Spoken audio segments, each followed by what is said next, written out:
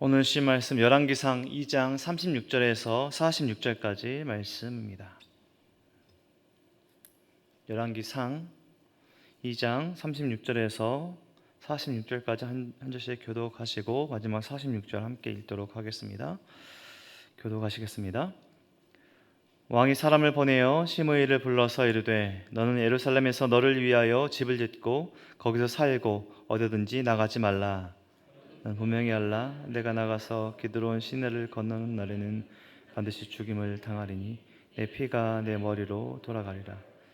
시므이가 왕께 대답하되 이 말씀이 좋사오니 내 주 왕의 말씀대로 종이 그리하겠나이다 하고 이에 날이 오래도록 예루살렘에 머무니라. 시므이가 가드왕 마아가의 아들 아게스에게로 도망하여 간지라. 어떤 사람이 시므이에게 말하여 이르되 당신의 종이 가드에 있나이다.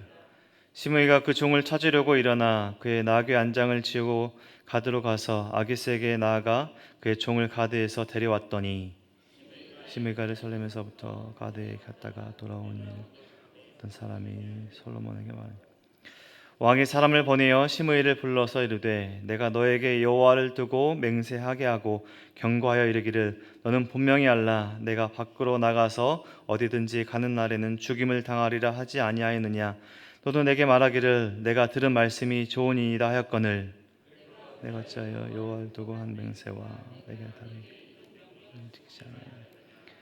왕이 또 시므에게 이르되 내가 내 마음으로 아는 모든 악 곧 내 아버지에게 행한 바를 내가 스스로 아나니 여호와께서 내 악을 내 머리로 돌려 보내시리라. 복을 받고 다윗의 왕위는 영원히 여호와 앞에 견고히 서리라. 함께 읽겠습니다. 요야다의 아들 브나냐에게 명령하며 그가 나가서 시므이를 치니 그가 죽은지라. 이에 나라가 솔로몬의 손에 견고하여 지니라.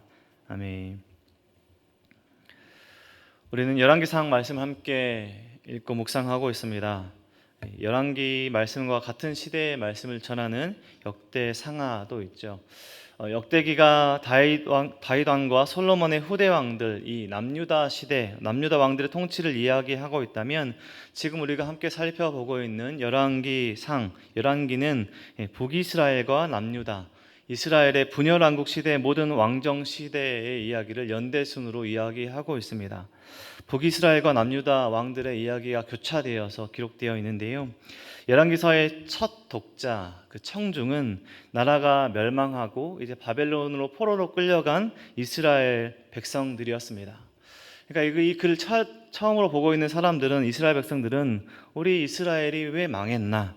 하나님의 백성이라 불리던 이스라엘, 우리나라가, 우리 백성들이 왜 망해서 지금 이렇게 이방 나라의 포로가 되었는가에 대해서 이야기를 하고 있는 이 열왕기사를 보고 있는 것이죠.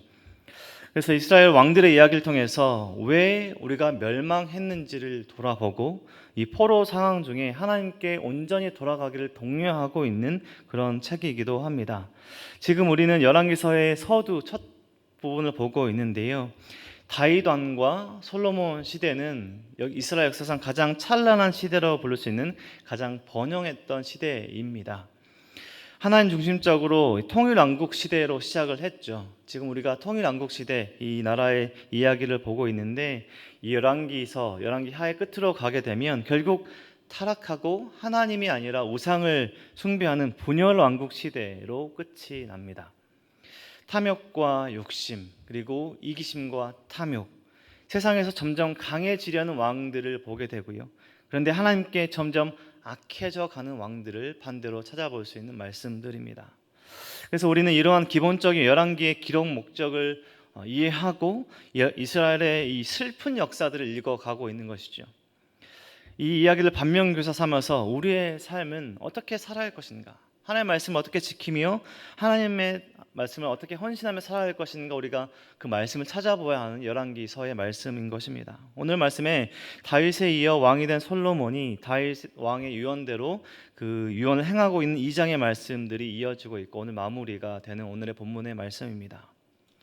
압살롬의 반란, 그리고 아도니아의 반란, 다윗의 아들들이자 오늘 본문의 주인공인 솔로몬의 형들의 이야기입니다.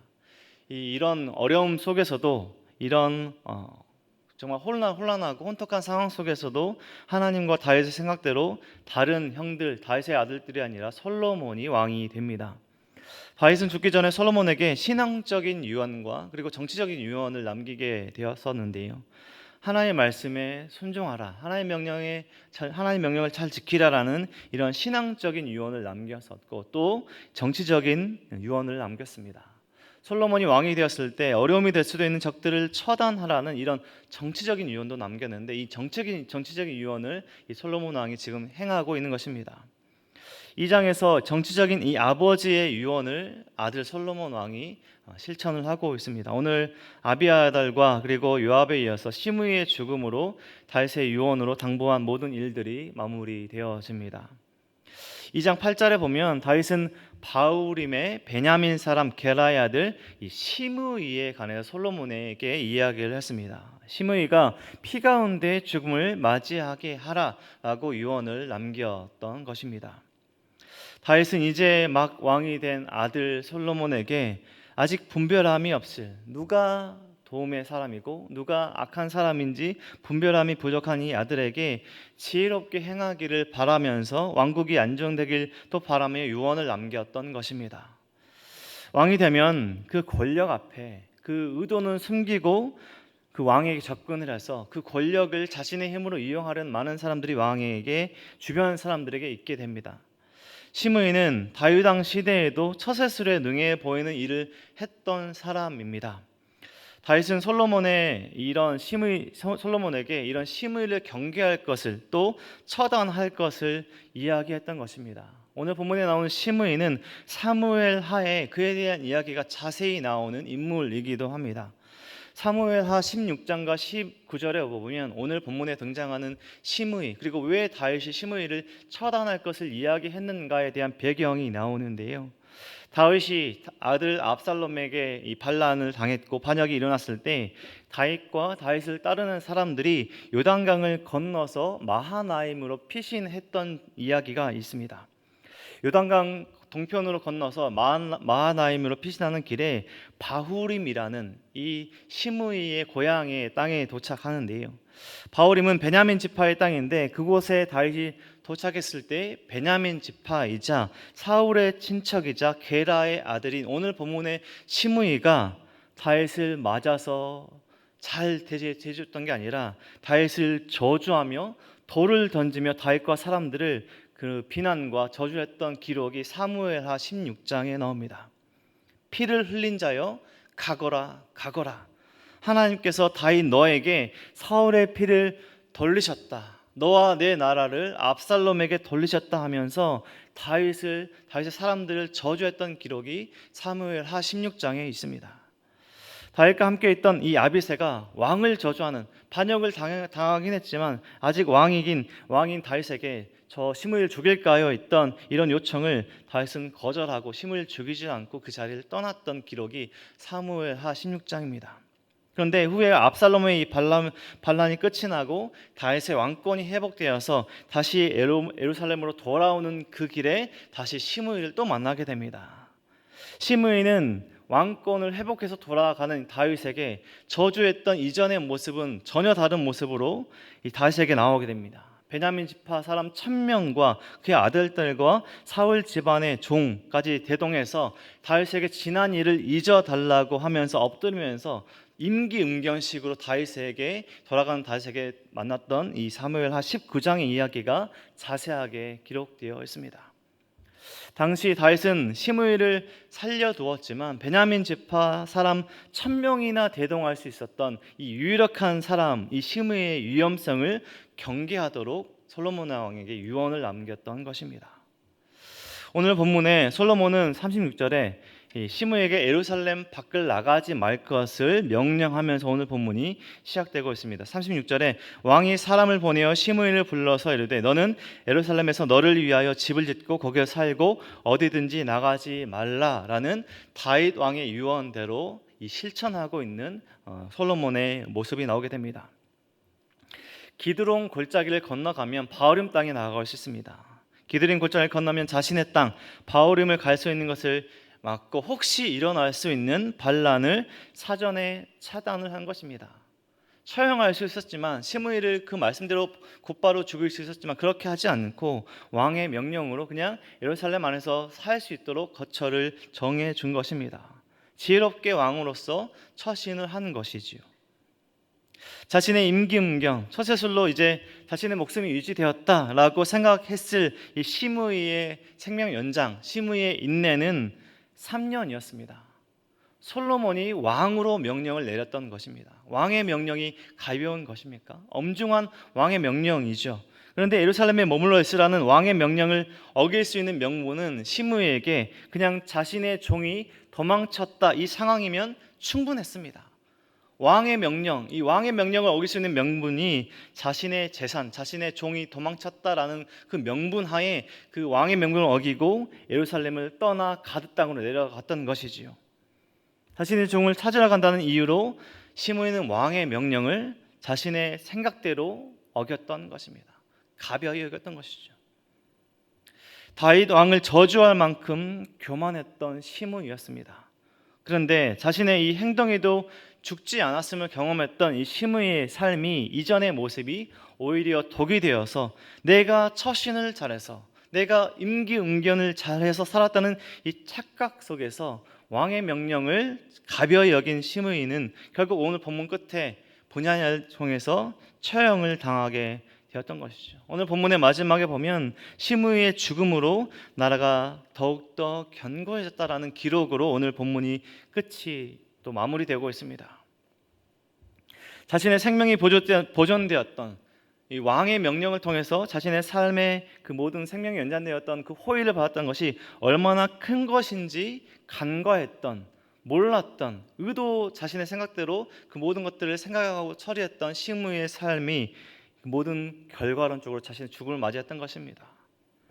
자신이 저주를 퍼부었던 다윗 왕, 임기응변식으로 잘못했다라고 용서를 빌긴 했지만 자신이 저주를 퍼부었던 그 다윗 왕, 그리고 그의 아들 솔로몬 왕, 한편으로 업신여겼던 것입니다. 그 모든 것들이 그 행동을 통해서 드러난 시므이의 삶이 처형을 통해서 결과론적으로 끝이 나고 있습니다. 자신의 땅에 가지 못하게 되었지만 여전히 영향력을 끼치고 있고 힘을 가지고 있던 자신의 생각과 자신의 모든 환경을 과신했던 시므이는 그 모든 결과의 끝이 죽음으로 끝이 나고 있습니다. 솔로몬 왕국의 시작은 우리가 지금 통일왕국의 시작점을 보고 있죠. 다윗 왕과 솔로몬 왕까지는 통일왕국 시대입니다. 솔로몬 왕국의 시작은 다윗의 유언대로 하나님의 명령을 지키려고 애쓰고 왕국을 하나님께 맡기려 했던 솔로몬 왕의 그 시작을 우리가 함께 보고 있습니다. 솔로몬은 오늘 본문에 보면 시므이의 이 죽음을 스스로의 맹세, 하나님 앞에서의 맹세를 어긴 것, 그리고 아버지 다윗 왕을 저주했던 것에 대한 하나님의 처벌이라고 규정하고 있습니다. 나라가 안정되는, 통일왕국 시대에 나라가 안정되는 그 과정들을 우리가 보고 있는데요. 우리는 안타깝지만 이 이야기, 이 통일왕국으로 시작하는 이스라엘의 나라의 끝의 이야기의 모든 끝을 알고 있습니다. 하지만 그 끝을 알고 있는 우리가 다시 한번 시작점을 보고 있는 것이죠. 우리는 통일왕국의 이스라엘의 그 시작점을 다시 한번 보면서요, 우리의 신앙과 삶을 다시 한번 돌아보는 점검하는 시간이 되어야 할 줄 믿습니다. 우리는 우리에게 있는 죄를 감추거나 결코 방치해서는 안 됩니다. 하나님은 우리의 모든 죄와 우리의 삶을 모든 것을 알고 계십니다. 그리고 권력과 돈과 세상의 방식을 따라가는 삶을 살아서는 안 됩니다. 하나님의 말씀, 하나님의 명령, 오늘 주신 하나님께서 주신 그 은혜, 깨닫게 하신 그 모든 것들을 결코 가벼이 여겨서는 안 된다는 것이죠. 우리의 삶, 우리의 가정, 우리의 공동체, 우리의 나라 모든 것들이 든든히 서갈 수 있는 유일한 이유는 하나님께서 붙으실 때, 어려움과 고난 속에서도 하나님의 크신 은혜와 사랑으로 감싸 안으실 때 우리의 삶이, 우리의 가정이, 공동체가 서 있다는 것이죠. 우리가 가진 것을, 내가 누리고 있는 것을 우리가 가벼이 여기는 것이 아니라, 과신하는 것이 아니라 하나님께서 부르실 때, 하나님께서 말씀하실 때, 깨닫게 하실 때 우리가 높은 자리가 아니라 더 낮은 자리로, 우리가 스스로 기뻐하는 자리가 아니라 하나님께서 기뻐하시는 자리로 우리가 나아가야 할 줄 믿습니다. 악한 삶이 아니라 하나님께서 기뻐하시는 삶을 우리가 살아가야 하는 것이죠. 내가 왕이 되는 삶이 아니라 하나님께서 왕이 되는 우리의 삶과 우리의 가정과 우리의 공동체가 되어야 할 것입니다. 왕으로서 통치의 그 시작에 하나님의 그 말씀에 민감했던 솔로몬 왕을 보게 됩니다. 다른 것이 아니라 하나님께 지혜를 구하는, 하나님께 주신 말씀을 따라하려는, 하나님께 주신 그 말씀에 헌신하려 했던 그 솔로몬 왕의 모습을 보게 됩니다. 열왕기서 전체 내용을 보면 나라가 멸망해 가는 슬픈 이야기를 읽어가겠지만 그 가운데 하나님의 마음으로 이스라엘의 왕들과 이스라엘 백성들, 하나님의 사람들을 보는 은혜가 있길 원합니다. 그리고 그 은혜를 통해서, 믿음의 시선을 통해서 하나님께서 원하시는 우리의 삶을 찾아가길 원합니다. 우리의 가정을, 우리의 공동체가 되길 원합니다. 저와 우리 성도님들, 이 아침에 말씀을 듣고 찬양으로 하루를 시작하고 그 말씀을 통해서 우리의 삶을, 또 우리의 가정을, 공동체를 세워가길 원하시는 우리 모든 성도님들의 삶이 오늘 말씀을 통해서 주신 그네를 깨닫고 말씀에 헌신하는, 하나님의 그 말씀과 그 명령들을 가벼이 여기지 않고 내가 왕이 되는 삶이 아니라 하나님께서 왕이 되시는 저와 우리 모든 성도님의 삶, 우리의 가정, 우리 공동체가 되길 주님의 이름으로 간절히 축원드립니다. 기도하겠습니다. 하나님 감사합니다. 오늘도 말씀하여 주셔서 감사합니다. 하나님, 우리를 깨닫게 하신 그 은혜와 그 사랑을 우리가 가벼이 여기지 않고, 우리가 받은 그 호의와 하나님의 은혜를 가벼이 여기지 않고, 하나님께서 주신 말씀과 하나님께서 주신 그 명령들을 우리가 잘 준행하며 하나님을 경외하며 하나님께서 주신 말씀들을 잘 지키며 살아가는 우리의 삶이 될 수 있도록 인도하여 주시옵소서. 우리의 삶이, 우리의 가정이, 우리의 공동체가 하나님 지키고 보호하실 때 우리가 온전히 서 있을 수 있음을 고백하며 우리의 모든 것을 하나님께 맡겨드리며 우리가 어떤 상황 가운데서도 하나님을 온전히 의지하는 우리의 삶이 될 수 있도록 인도하여 주옵소서. 모든 상황 가운데 하나님께서 우리 주신 하나님을 의지하는 우리의 삶이 될 수 있도록 도와주시고, 어떠한 삶을 살아야 하나님께 영광 올려드리는 삶인지, 어떻게 말을 하고 우리가 어떤 행동을 해야 하나님께서 기뻐하시는 삶인지 우리가 잘 분별하며 하나님께서 원하시는 삶을 살아갈 수 있도록 우리의 삶을 붙들어 주시옵소서. 이 시간 머리 숙인 우리 모든 성도님들의 그 기도 제목들 속에서 하나님 응답하시고 하나님 은혜를 경험하는 우리 성도님의 삶이 될 수 있도록 도와주시고, 우리 모든 것을 하나님께 맡겨드리는 우리의 삶이 될 수 있도록 인도하여 주시옵소서. 모든 은혜와 사랑 감사드리며 예수 그리스도 이름으로 기도드립니다. 아멘.